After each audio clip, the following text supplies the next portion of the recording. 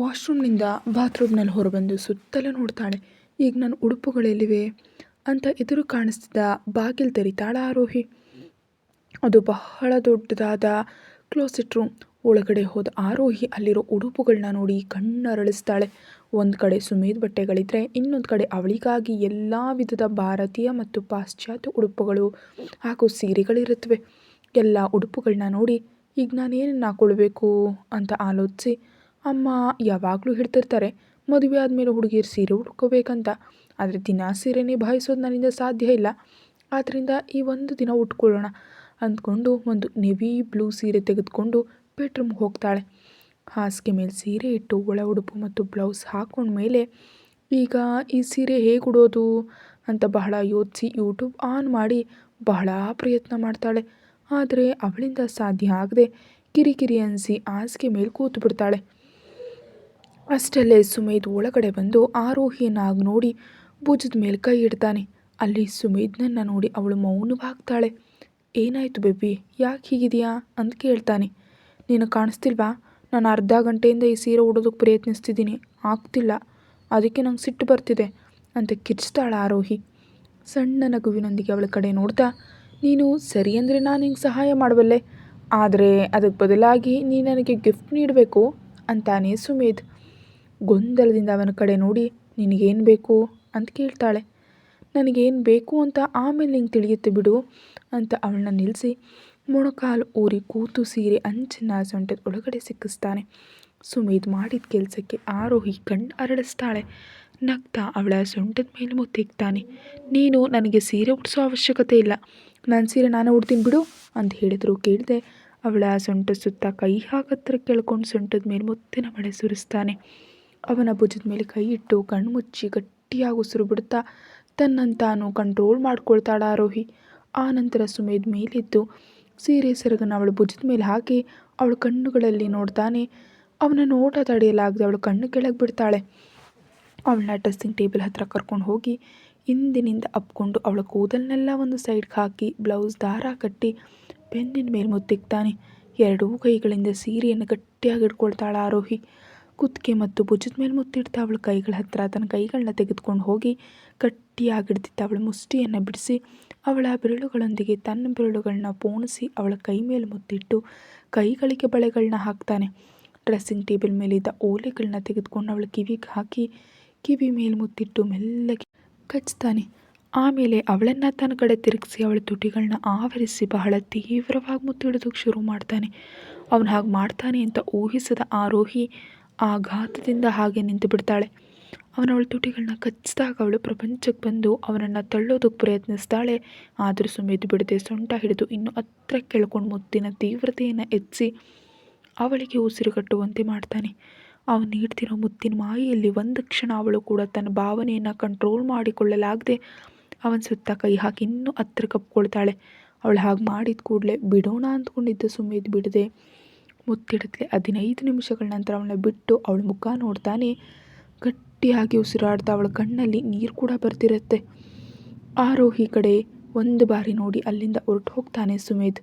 ಅವನು ಹೋದ ಕಡೆ ನೋಡ್ತಾ, ನಿನಗೆ ಮೂಡು ಬಂದಾಗ ಬಳಸ್ಕೊಳ್ಳೋದಕ್ಕೆ ನನ್ನನ್ನು ಇಲ್ಲಿ ಇಟ್ಟಿದೆಯಾ ಅಲ್ವಾ ಸುಮೇಧ್, ನಿನ್ನ ದೃಷ್ಟಿಯಲ್ಲಿ ನಾನು ಕೇವಲ ಯೂಸ್ ಆ್ಯಂಡ್ ಥ್ರೋನಾ ಅಂತ ಮನಸ್ಸಲ್ಲಿ ಅಂದ್ಕೊಳ್ತಿದ್ದಂತೆ ಕಣ್ಣೀರು ಧಾರಾಕಾರವಾಗಿ ಹರಿಯುತ್ತೆ. ಆರೋಹಿ ರೆಡಿಯಾಗಿ ರೂಮ್ನಿಂದ ಹೊರಗೆ ಬರ್ತಾಳೆ. ಆ ಮಹಡಿ ಪೂರ್ತಿ ಮೌನವಾಗಿರುತ್ತೆ. ಸುತ್ತಲೂ ನೋಡಿ ಲಿಫ್ಟ್ ಬಳಸಿ ಹೋಗ್ತಾಳೆ. ಗ್ರೌಂಡ್ ಫ್ಲೋರ್ಗೆ ಬರ್ತಾಳೆ. ಲಿಫ್ಟಿಂದ ಹೊರಗೆ ಬರ್ತಿದ್ದಂತೆ ಸ್ನೇಹ ಕಾಣಿಸೋದ್ರಿಂದ ಅವಳನ್ನ ಮಾತಾಡಿಸಿ ಅವಳ ಜೊತೆ ಡೈನಿಂಗ್ ಟೇಬಲ್ ಹತ್ರ ಹೋಗ್ತಾಳೆ. ಓಹೋ, ಮಹಾರಾಣಿಯವರಿಗೆ ಈಗ ನಿದ್ದೆ ಮುಗಿತಾ? ಮನೆ ಸೊಸೆ ಬಹಳ ಬೇಗನೆ ಎದ್ದು ಬಂದಿದ್ದಾಳೆ ಅಂತಾರೆ ಕಾವೇರಿಯವರು.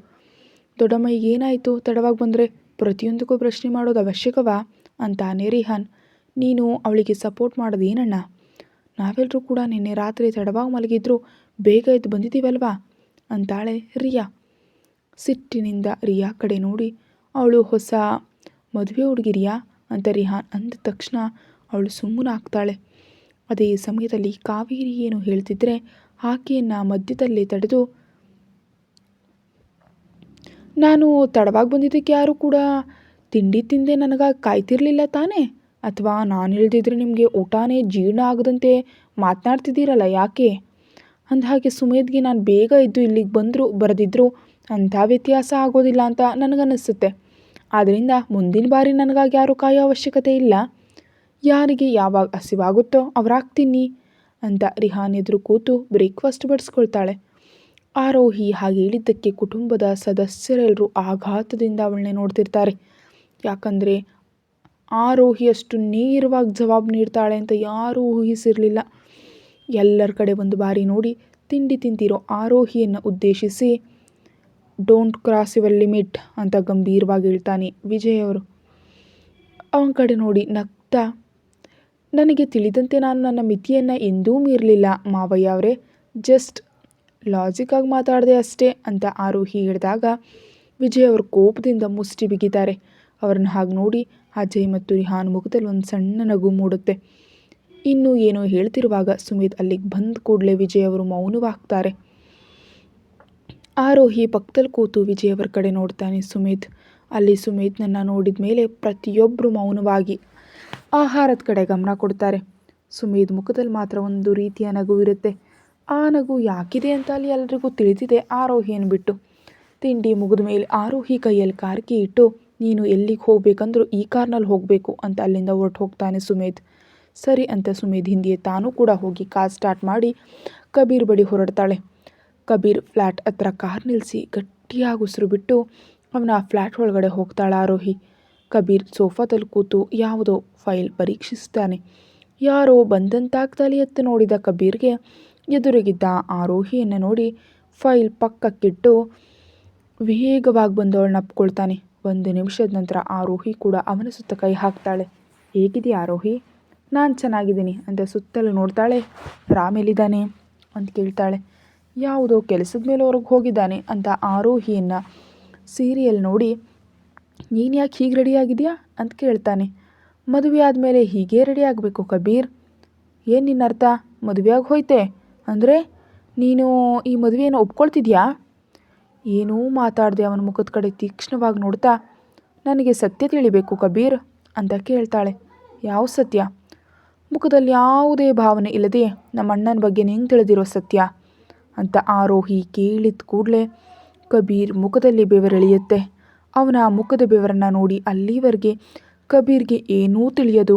ಸುಮೇಧ್ ಕಬೀರ್ ಮೇಲೆ ಸುಮ್ಮನೆ ಆರೋಪ ಮಾಡಿದ್ದಾನೆ ಅಂದ್ಕೊಳ್ತಿದ್ದ ಆರೋಹಿಗೆ ಆ ಕ್ಷಣದಲ್ಲಿ ಕಬೀರ್ ಮೇಲಿದ್ದ ನಂಬಿಕೆ ಪೂರ್ತಿಯಾಗಿ ಚೂರಾಗಿ ಹೋಗುತ್ತೆ. ಗಟ್ಟಿಯಾಗಿ ಉಸಿರು ಬಿಟ್ಟು, ನನಗೆ ಸತ್ಯ ತಿಳಿಬೇಕು ಕಬೀರ್ ಅಂತ ಕೇಳ್ತಾಳೆ. ಯಾರು ಹೇಳಿದ್ರು ನಿನ್ನ ಹತ್ರ ನಿಮ್ಮ ಅಣ್ಣನ ಬಗ್ಗೆ ಅಂತ ಕೇಳ್ತಾನೆ ಕಬೀರ್.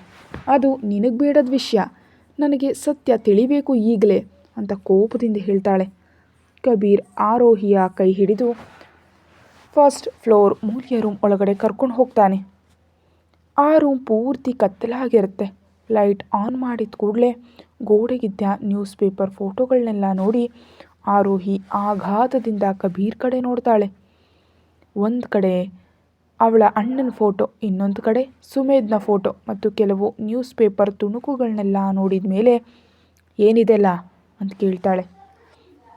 ನೀನು ಕೇಳ್ತಿರೋ ಸತ್ಯ ಇದೆ. ನಿಮ್ಮಣ್ಣ ಮಿಸ್ಟರ್ SK ಅಂಡರ್ವರ್ಲ್ಡ್ ಎಲ್ಲರಿಗೂ ತಿಳಿದಿರೋ ಮಾಫಿಯಾ ಡಾನ್. ಆದರೆ ಯಾವಾಗ ಸುಮೇಧ್ ಅಂಡರ್ವರ್ಲ್ಡ್ಗೆ ಲೋಕಕ್ಕೆ ಅಡಿ ಇಟ್ನೋ ಅಂದಿನಿಂದ ಸುಮೇಧ್ ಹೆಸರು ಮಾಫಿಯಾ ಇತಿಹಾಸದಲ್ಲಿ ಮೊಳಗ್ತು. ಆದರೆ ಈಗಲೂ ನಿಮ್ಮಣ್ಣ SKಯನ್ನು ಯಾರೂ ಎದುರಿಸೋದಕ್ಕೆ ಸಾಧ್ಯ ಇಲ್ಲ. ಈಗಲೂ ಕೂಡ SK ಎಲ್ಲಿದ್ದಾನೆ ಅಂತ ಯಾರಿಗೂ ತಿಳಿದಿಲ್ಲ ಅಂತ ಆರೋಹಿ ಕಡೆ ನೋಡ್ತಾನೆ ಕಬೀರ್. ಅಷ್ಟರಲ್ಲೇ ಆರೋಹಿ ಆಘಾತದಿಂದ ಜಡವಾಗಿ ಹೋಗಿರ್ತಾಳೆ. ಗಟ್ಟಿಯಾಗಿ ಉಸಿರು ಬಿಟ್ಟು, ನಿನಗೆ ನಾನು ಈ ಪೊಲೀಸ್ ಏಜೆಂಟಾಗಿ ಯಾಕೆ ಆರಿಸ್ಕೊಂಡೆ ಅಂದರೆ, ನಿನ್ನ ಮೂಲಕ ನಾನು SKಯನ್ನು ತಲುಪಬೇಕು ಅಂದ್ಕೊಂಡಿದ್ದೆ. ನಾನು SK ಬಗ್ಗೆ ಹುಡುಕ್ತಿರೋ ಸಮಯದಲ್ಲಿ ನನಗೆ ತಿಳಿಯಿತು ಅವನಿಗೆ ಒಂದು ಕುಟುಂಬ ಇದೆ ಅಂತ. ಆ ಸಮಯದಲ್ಲಿ ಕುಟುಂಬವನ್ನು ಹುಡುಕಿದ್ರೆ SKಯನ್ನು ಹಿಡಿಯೋದು ಸುಲಭ ಅಂದ್ಕೊಂಡೆ. ನಿನ್ನ ಬಗ್ಗೆ ತಿಳಿಯೋದಕ್ಕೆ 1 ವರ್ಷ ಹಿಡಿತು.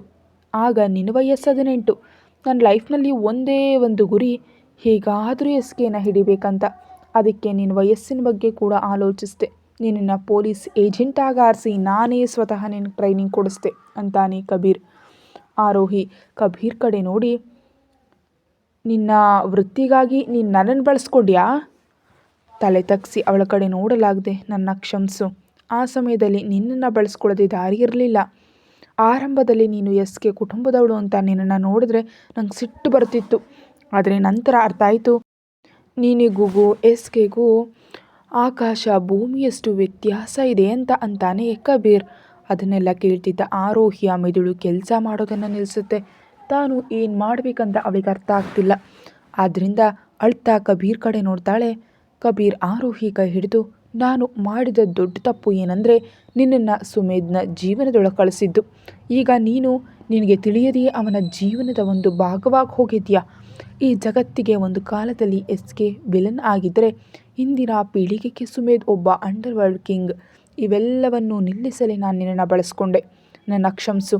ನನ್ನಿಂದಾಗಿ ನೀನು ಒಬ್ಬ ಕ್ರಿಮಿನಲ್ ಹತ್ರ ಬಂದಿಯಾಗ್ಬಿಟ್ಟೆ ಅಂತಾನೆ ಕಬೀರ್. ಕೋಪದಿಂದ ಕಬೀರ್ ಕೈಯನ್ನು ಕೊಡವಿ ಹಾಕ್ತಾಳ ಆರೋಹಿ. ನೋವಿನಿಂದ ಅವಳ ಕಡೆ ನೋಡ್ತಾನೆ. ಸಿಟ್ಟಿನಿಂದ ಅವನನ್ನು ನೋಡ್ತಾ, ನೀನು ನನ್ನನ್ನು ಬಳಸ್ಕೊಂಡೆ. ಹಾಗೆ ಹೇಗೆ ಮಾಡಿದೆ ಕಬೀರ್? ನಮ್ಮ ಅಣ್ಣನನ್ನು ಹಿಡಿಬೇಕಂದ್ರೆ ಇನ್ನೂ ಬಹಳ ದಾರಿಗಳಿರುತ್ತೆ ಅಲ್ವಾ? ನಾನು ಯಾಕೆ? ಪ್ರತಿಯೊಬ್ಬರು ಕೂಡ ನನ್ನ ಬಳಸ್ಕೊಳ್ತಿದ್ದಾರೆ. ಆ ಸುಮೇಧ್ ಬಳಸ್ಕೊಳ್ತಿದ್ದಾನೆ ಅಂದ್ಕೊಂಡ್ರೆ ಈಗ ನೀನು ಕೂಡ ನಿನ್ನ ಅವಶ್ಯಕತೆಗಾಗಿ ನನ್ನನ್ನು ಆಡಿಸಿದೀಯಾ. ಸುಮೇಧ್ಗೆ ಎಲ್ಲವೂ ಗೊತ್ತು ನಾನು ಎಸ್‌ಕೆ ತಂಗಿ ಅಂತ. ನಮ್ಮೆಲ್ಲರ ದೃಷ್ಟಿಯಲ್ಲಿ ಸತ್ತಿರೋ ನಮ್ಮ ಅಣ್ಣ ಬದುಕಿದ್ದಾನೆ ಅಂತ ಅವನಿಗೆಲ್ಲವೂ ಗೊತ್ತು. ಈಗಲ್ಲ, 2 ವರ್ಷಗಳಿಂದ ಅವನು ಆ ಹಡಗಿನಿಂದ ಕೆಳಗೆ ಬೀಳೋ ಸಮಯದಲ್ಲಿ ನನ್ನ ಜೊತೆ ಹೇಳಿದ ಕೊನೆಯ ಮಾತು ಕೂಡ ಅದೇ ಅಂತ ಆರೋಹಿ ಅಂದಾಗ ಕಬೀರ್ ಆಘಾತದಿಂದ ಅವಳ ಕಡೆ ನೋಡ್ತಾನೆ. ನೀನು ಹಾಗೆ ಹೇಗೆ ಮಾಡಿದೆ ಕಬೀರ್? ನಿನ್ನ ಮೇಲಿದ್ದ ನನ್ನ ನಂಬಿಕೆಯನ್ನೆಲ್ಲ ಕಳ್ಕೊಳ್ಳುವಂತೆ ಮಾಡಿದೆ. ನನ್ನನ್ನು ಒಳಗಿನಿಂದ ಮುರಿದು ಹಾಕ್ತೆ. ನನ್ನ ಲೈಫ್ನಲ್ಲಿ ನಾನು ನಿನ್ನನ್ನು ಎಂದಿಗೂ ಕ್ಷಮಿಸೋದಿಲ್ಲ ಅಂತ ಅಲ್ಲಿಂದ ಹೊರಟು ಹೋಗ್ತಾಳೆ ಆರೋಹಿ. ಆರೋಹಿ ಹೋದ ಕಡೆಯೇ ನೋಡ್ತಾ ಮೊಣಕಾಲು ಊರಿ ಕೂತು ತನ್ನೆರಡೂ ಕೈಗಳಿಂದ ಮುಖ ಮುಚ್ಕೊಳ್ತಾನೆ.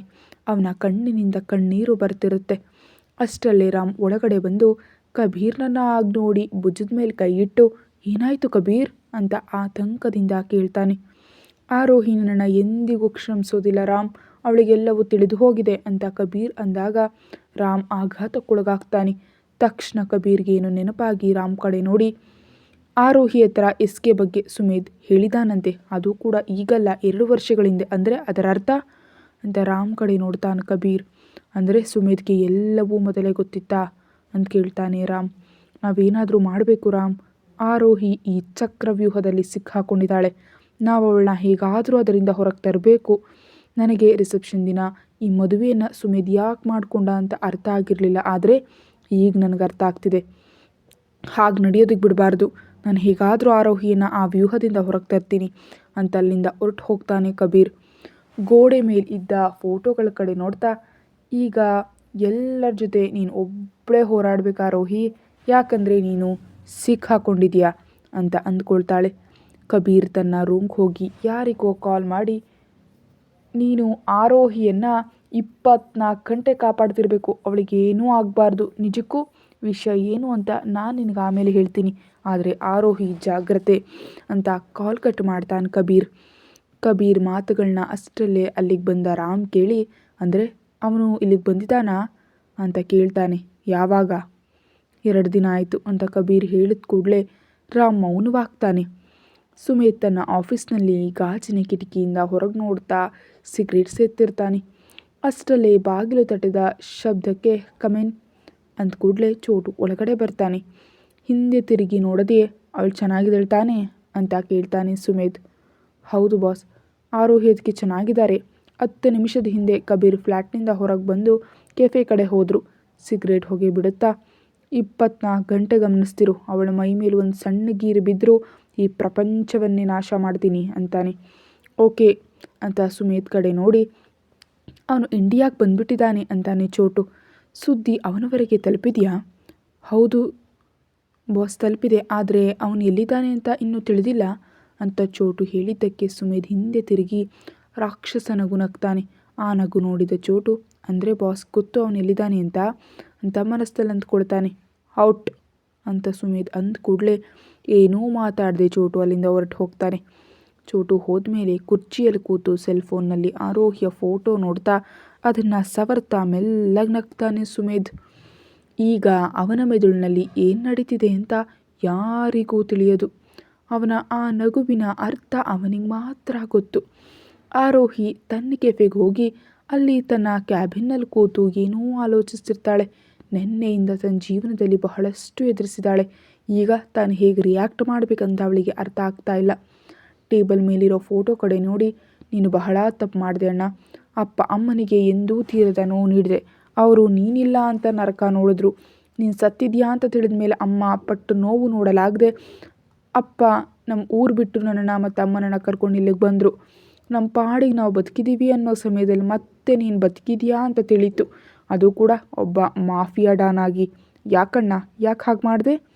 ನೀನು ಬದುಕಿರುವಾಗ ನಮ್ಮ ಹತ್ರ ಯಾಕೆ ಬರಲಿಲ್ಲ ಅಂತ ಆಲೋಚಿಸ್ತಿರೋ ಆರೋಹಿಯ ತಲೆ ಬಿಸಿಯಾಗಿ ಏನು ಮಾಡಬೇಕಂತ ತಿಳಿಯದೆ ಕೆಫೆಯಲ್ಲಿರೋ ಕಬೋರ್ಡ್ನಿಂದ ತನ್ನ ಜಾಗಿಂಗ್ ಸೂಟ್ ತೆಗೆದುಕೊಂಡು ಉಡುಪು ಬದಲಿಸಿ ಹೊರಗೆ ಹೋಗಿ ಜಾಗಿಂಗ್ ಮಾಡೋದಕ್ಕೆ ಶುರು ಮಾಡ್ತಾಳೆ.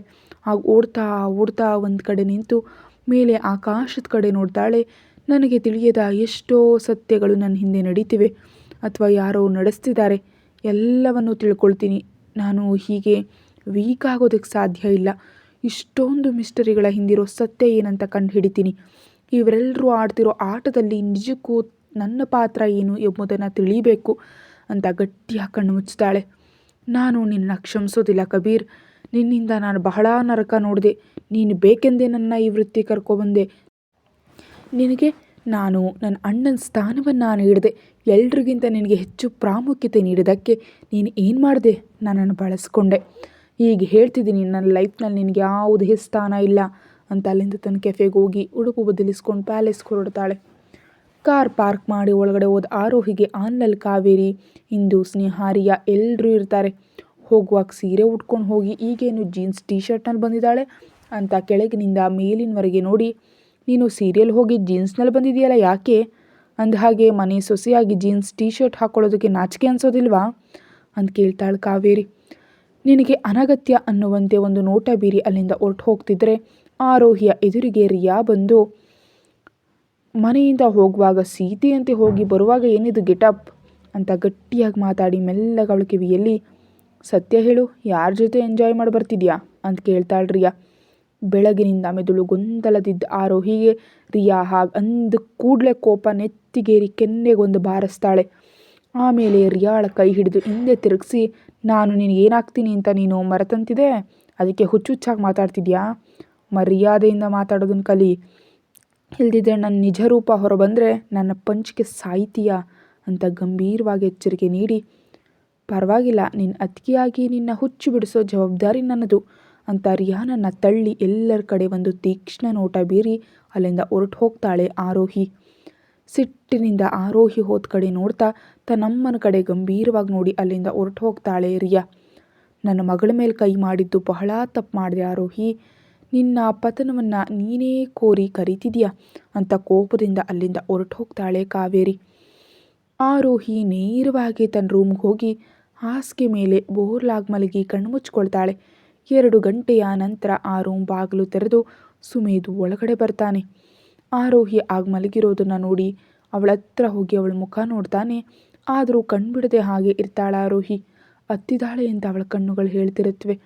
ಸುಮೇಧ್ ಅವಳ ಕೆನ್ನೆ ಮೇಲೆ ಕೈ ಇಡ್ತಾನೆ. ಕೂಡಲೇ ಭಯದಿಂದ ಕಣ್ಬಿಟ್ಟು ಅಲ್ಲಿ ಸುಮೇಧ್ ಇರೋದನ್ನು ಕಂಡು ಎದ್ದು ಕೂತ್ಕೊಳ್ತಾಳ ಆರೋಹಿ.